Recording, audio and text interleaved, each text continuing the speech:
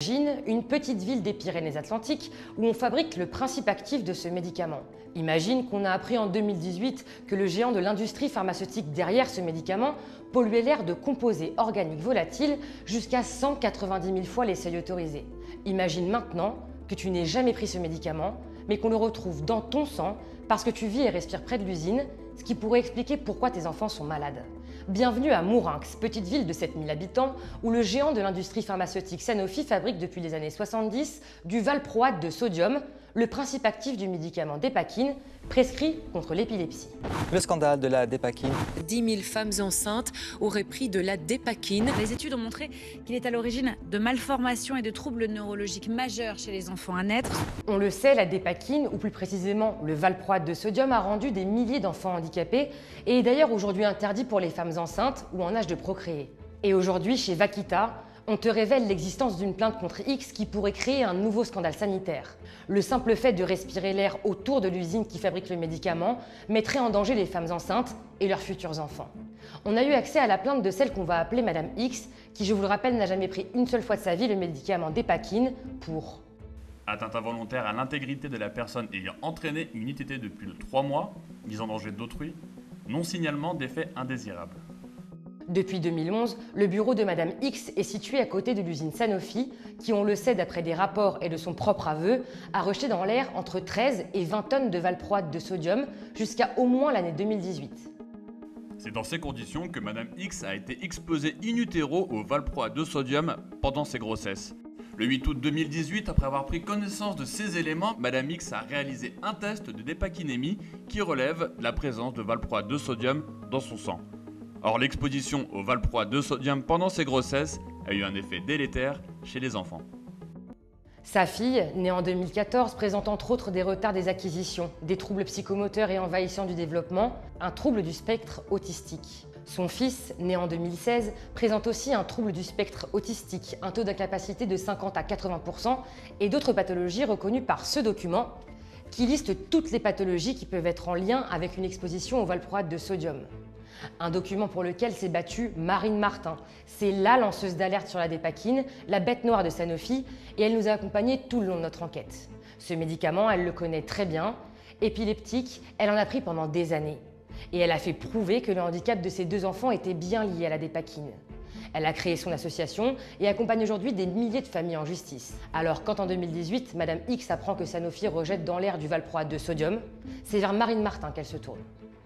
Cette famille, elle m'a contactée en 2018. Ces enfants présentaient les symptômes qui sont typiques des enfants Dépakine. Donc pour moi, le lien de causalité, il est évident, quoi. Il n'y a pas de doute possible là-dessus. J'espère que cette plainte va permettre aux gens de prendre conscience de la gravité de la situation. Et j'attends les nouvelles familles qui vont me contacter parce que je suis sûre qu'elles vont être très nombreuses. Combien de familles sont concernées? Difficile de le savoir car il n'y a pour l'instant aucune étude de santé publique de fait sur ce sujet. Alors nous, on a décidé de se rendre à Mourinx pour enquêter et aller à la rencontre de familles qui pensent que c'est à cause de l'usine Sanofi que leurs enfants sont malades. Et si tu connais pas le coin, ça vaut le coup de te poser un peu le décor. L'usine Sanofi se trouve dans le bassin de Lac qui fait plus de 15 km. Dans les années 50, le plus grand gisement de gaz naturel y est découvert et depuis, tous les fleurons de l'industrie s'y sont installés. On peut citer Arkema, Total, Lubrizol et au début des années 70, Sanofi. 2018, le scandale Sanofi-Mourinx éclate dans la presse. L'entreprise rejette dans l'air jusqu'à 190 000 fois les seuils autorisés de bromopropane, un des composés qui sert à la fabrication du valproate de sodium. C'est tellement énorme que l'usine se met à l'arrêt.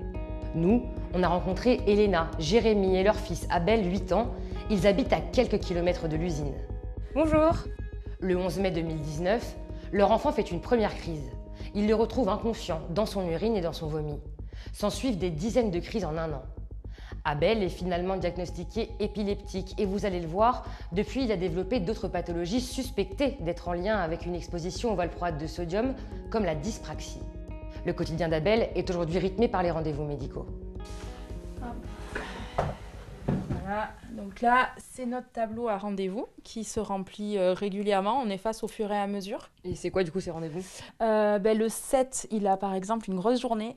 Il a rendez-vous pour l'IRM le matin et à 18h15 pour le premier rendez-vous avec son ergothérapeute. Le 15, c'est avec l'orthophoniste. Ça fait vraiment beaucoup de rendez-vous et ça fait des années que c'est comme ça? Oui. Et encore là, c'est rien. Okay. On a eu des mois beaucoup plus remplis. Et là, il faut savoir que sur ce tableau-là, il n'y a pas le suivi régulier. Il veut nous montrer les petites photos? Ah, ça, c'est toi? Oui. Là, t'es trop mignon. Mais oui. Il était hyper chevelu, là. Il a quelques... C'est fou, tous les cheveux que t'avais pour un bébé. Il a une dizaine de jours, là. Ça, c'est l'époque où il allait bien, quoi. Ouais. Quand on devient parent, on s'imagine pas ça, en fait. Comment tu le vis, en fait, le fait de voir beaucoup les docteurs et tout? Comment ça se passe pour toi dans ta tête? Ça va, sauf que en ce moment, j'en ai marre d'aller les voir. Parce que avec le mal de tête, je dois y aller presque tout le temps. C'est pour ça que ça m'énerve. Là, il commence à en avoir marre. Ouais. Mais en même temps, c'est un peu normal, quoi. Depuis qu'il a 3 ans et demi, il enchaîne les rendez-vous, les prises en charge. Maintenant, il est stabilisé. Bon, il est sous médicaments. Très ironiquement, il est sous des paquines, enfin micro-paquines, donc voilà, qui est fabriqué ici. Et du coup, actuellement, il est dyspraxique, dysgraphique. Il y a un soupçon de TDAH. TDAH, c'est trouble de l'attention et de l'hyperactivité. Et tout ça, ça a évolué au fil du temps. C'est pas il n'était pas comme ça. Parce que moi, par exemple, c'est vrai que j'avais jamais entendu le terme de dyspraxie, typiquement, avant de commencer à travailler sur cette histoire de Sanofi. Concrètement, comment ça se manifeste pour lui à l'école? Une dictée pour un dyspraxique, c'est comme si toi, par exemple, on te demande, je sais pas si t'es droitière ou gauchère. Droitière, on va te demander d'écrire de la main gauche. Ah, j'en suis pas capable. On va te demander d'aller vite au même rythme que les autres. Alors, tu vas peut-être y arriver, mais le résultat, tu vas t'épuiser et le résultat, il va être médiocre. Bien sûr. Voilà, et ben c'est un peu pareil. Peut-être, Léna, vous pouvez nous montrer justement un peu les documents. Alors là, on a plusieurs choses. Donc ça, c'est le neuropsy. Là, on a le bilan psychomoteur. Pour bien comprendre, c'est ce bilan-là qui montre la dyspraxie? Oui, entre autres. Et par exemple, au niveau de tout ce qui est habilité motrice générale, visé et attrapé, il en est toujours à faible. Équilibre, il est toujours déficitaire et du coup, dans un score global, il est déficitaire. Et justement, qu'est-ce que ça te fait, Léna, en tant que maman, de savoir que Abel, malheureusement, il lui arrive plein de trucs pas cool du tout, depuis maintenant 4 ans, sans en connaître la cause, sans que tu aies la preuve tangible que ce soit ça? Comment on se sent en tant que maman quand on... Démunie. Complètement démunie. Des fois, on a l'impression que la réponse est là, mais qu'on ne peut pas l'avoir. Ma principale motivation dans ma demande de recherche, c'est pouvoir dire à mon fils, on n'a pas rien fait, papa et maman. On a cherché des réponses.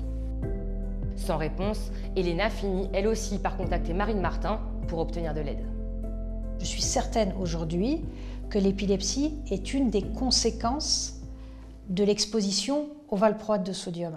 Je garde bon espoir que ce point-là du fils d'Elena puisse être aussi imputé à la dépakine, mais très clairement, quand elle m'a parlé de tous les problèmes de dyspraxie et tout ça, pour moi, c'était clair que c'était en lien avec la dépakine. Malheureusement, j'ai été contactée par des familles qui avaient des enfants qui présentaient à la fois des malformations de type non-descente des testicules et des troubles autistiques graves, certains qui avaient perdu leur bébé, donc voilà, c'était parce qu'il y avait eu des avortements dus à des malformations graves aussi. C'est le cas de Pierre et Marie, qui ont travaillé sur le bassin de Lac pendant des années. Ils ont accepté de nous raconter leur histoire, mais anonymement. On était super heureux parce que ça faisait quelques temps qu'on voulait avoir un enfant. Et à la première échographie, on a été voir notre gynécologue à Pau.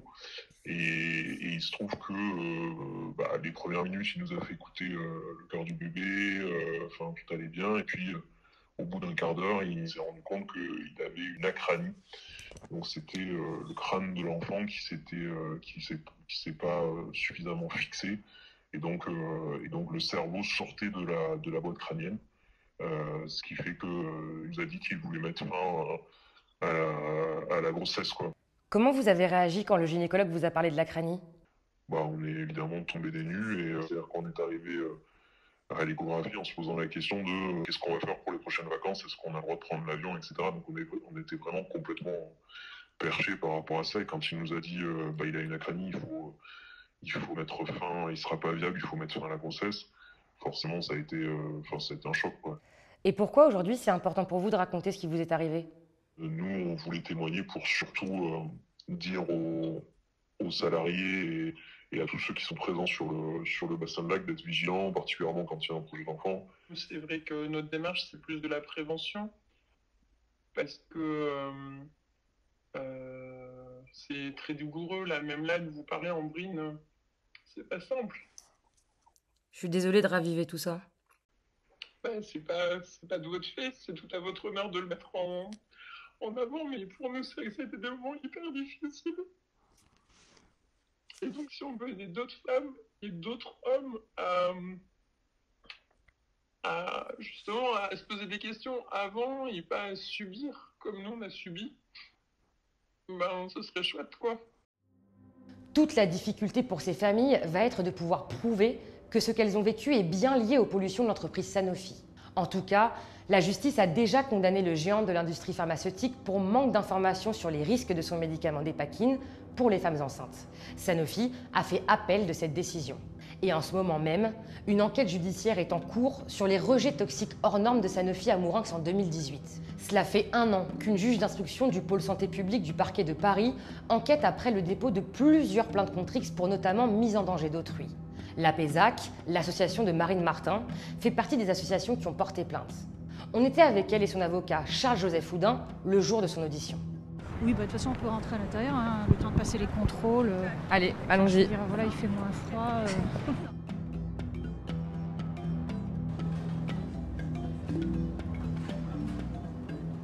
Presque 3 heures alors? C'est long, mais ça s'est bien passé. Effectivement, c'était une juge à l'écoute. On lui a fait des suggestions, notamment sur une étude possible épidémiologique sur le bassin de lac pour savoir s'il y avait plusieurs enfants victimes. C'est important qu'à côté des associations de patients, les victimes elles-mêmes puissent faire valoir leurs droits. C'est d'abord la souffrance des enfants, des adolescents qui doit motiver la justice à enquêter. Je pense qu'on est à un stade où les familles doivent prendre conscience de la gravité de ce qui s'est passé, de l'ampleur des dangers pour les enfants et malheureusement dans certains cas que les enfants sont effectivement atteints et malades. Dans ce dossier, d'autres familles de Mourinx qu'on a contactées nous ont dit réfléchir à porter plainte elles aussi. De son côté, Sanofi continue sa fabrication de valproate de sodium à proximité des habitations. On a l'impression que Sanofi, ils font un peu ce qu'ils veulent au final. Oui, ils sont tout puissants là. C'est les rois actuellement, ils ont tout ce qu'ils veulent. Les crédits impôt recherche, la Légion d'honneur, mais à côté de ça, ils mentent à des femmes enceintes, à des riverains à Mourinx, à des salariés de leurs usines, voilà, sans problème. C'est révoltant et scandalisant. Je le dis calmement, mais intérieurement, je boue. Et j'espère là faire à nouveau prendre conscience aux gens que l'industrie pharmaceutique peut polluer énormément et qu'il ne faut pas se laisser faire, quoi. Ça c'est certain.